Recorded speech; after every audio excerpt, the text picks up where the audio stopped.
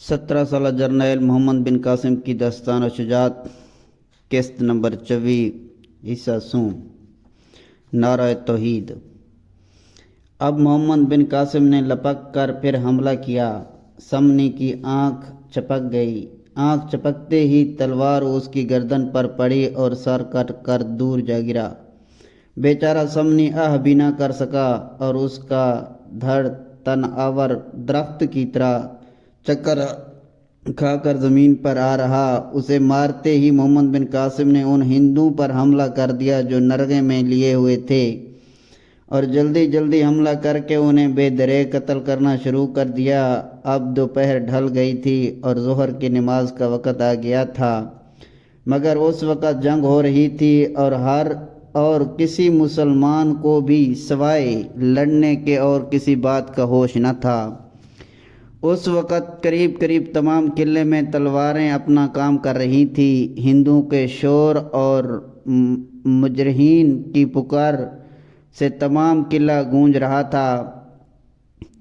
ہر مسلمان جہاں کہیں بھی تھا جنگ کر رہا تھا۔ اگرچہ ہندو مقدور بھر زور سے لڑ رہے تھے، مگر مسلمان ایک اینچ بھی پیچھے نہ ہٹتے تھے، بلکہ بے خوفی سے اور بڑی جرأت سے لڑ کر دشمنوں کو قتل کر رہے تھے۔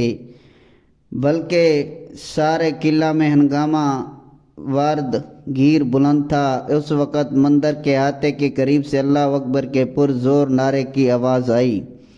مسلمان کچھ ایسے جنگ میں مصروف تھے کہ نعرہ لگانا ہی بھول گئے تھے۔ اس نعرے کی آواز سن کر سب چونکے اور سب نے اس نعرے کی تکرار کی اور اس زور سے نعرہ لگایا کہ تمام قلعہ ہلنے لگا۔ ہندو تھرا گئے۔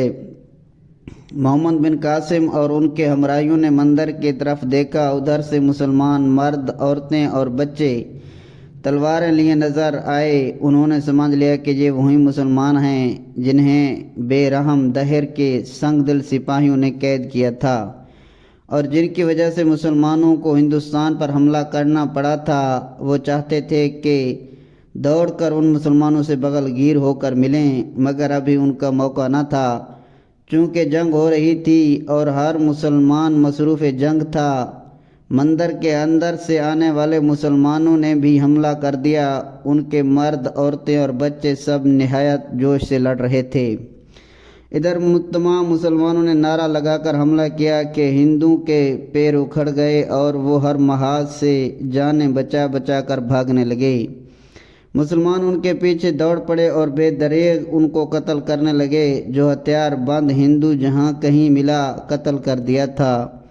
اب چونکہ ہندو میں لڑائی کی ہمت باقی نہ رہی تھی، اس لیے انہوں نے ہتھیار ڈالنا شروع کر دیے۔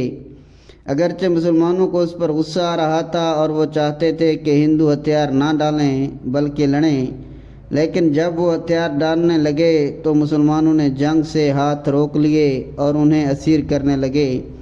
اس عرصے میں محمد بن قاسم کے گرد جو ہندو لڑ رہے تھے وہ بھی یا تو قتل ہو گئے یا بھاگ گئے یا ہتھیار پھینک کر کھڑے ہو گئے۔ محمد بن قاسم نے چند مسلمانوں سے کہا، ظہر کی نماز کا وقت تنگ ہوا جا رہا ہے، جلدی سے کچھ آدمی اذان کہیں۔ مندر کے قریب ہی کنواں تھا۔ کئی مسلمان کنویں پر پہنچے اور وضو کرنے لگے، اور باقی مسلمانوں نے ان ہندوؤں کو گرفتار کر لیا جنہوں نے ہتھیار ڈال دیے تھے۔ اب 5 آدمیوں نے مل کر اذان کہی۔ یہ پہلا موقع تھا کہ دیوبند میں توحید کا نعرہ بلند ہوا اور خدائے یکتا کا نام پکارا گیا۔ مسلمانوں نے اذان کی آواز سنی۔ وہ ہر طرف سے سمٹ کر اور قیدیوں کو حراست میں لے کر اس جگہ آنے لگے جہاں محمد بن قاسم اور اس کے ساتھی جمع تھے۔ انہوں نے جلدی وضو کیا اور محمد بن قاسم کے ساتھ نماز پڑھنے لگے۔